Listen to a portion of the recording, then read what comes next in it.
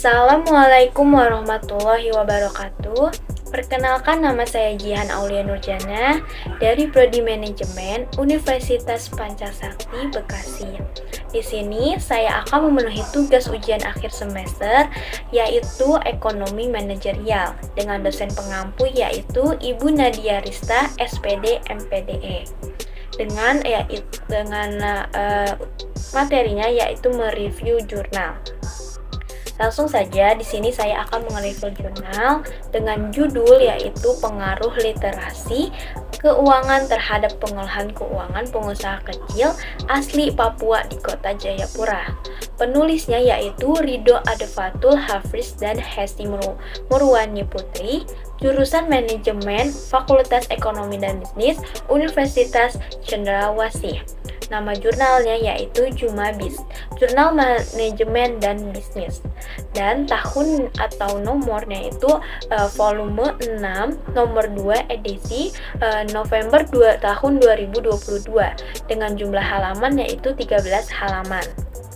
Di sini tujuan penelitian ini adalah untuk mengetahui dan menganalisis pengaruh literasi keuangan terhadap pengelolaan keuangan pengusaha kecil asli Papua di Kota Jayapura. Jenis data pada penelitian ini adalah data primer dengan penyebaran kuesioner kepada 92 responden pengusaha kecil asli Papua di Kota Jayapura yang terdaftar pada Kantor Dinas Perindustrian, Perdagangan Koperasi dan UMKM Kota Jayapura.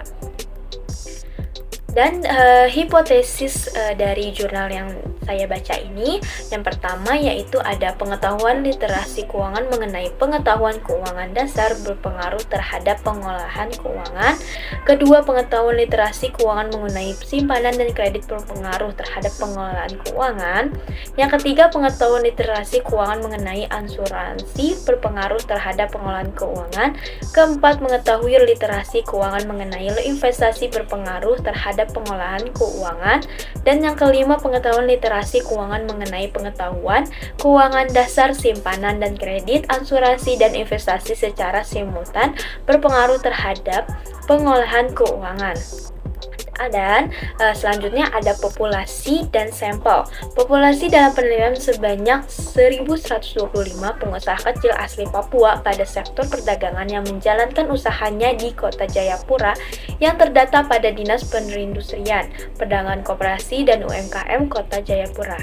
Dan sampel pada penelitian ini menggunakan teknik non-probability sampling yaitu purposive sampling, di mana penentuan sampel berdasarkan kriteria tertentu sebagai berikut. Sugiono 2019, yaitu ada usaha mikro kecil yang berada di wilayah Jayapura. Yang kedua, usaha mikro kecil asli Papua yang bersedia menjadi responden. Yang ketiga, usaha mikro kecil yang terdaftar di Dinas Perindustrian, Perdagangan, Koperasi dan UMKM. Selanjutnya ada metode penelitian. Metode penelitian dalam jurnal ini menggunakan metode kuantitatif, uji kualitas data menggunakan uji validitas dan uji reliabilitas, serta uji hipotesis menggunakan R2, uji T, dan uji F.